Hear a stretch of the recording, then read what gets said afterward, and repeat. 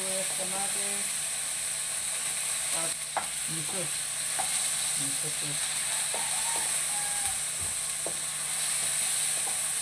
Isa ko lang. Pagkaksa natin.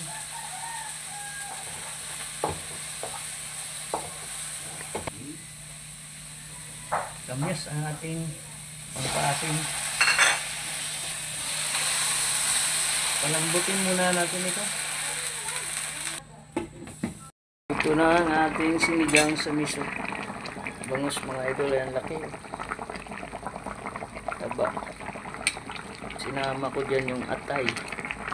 Hari ang atay. Oh. Yung favorite. Sarap ng sabaw nito mga idol.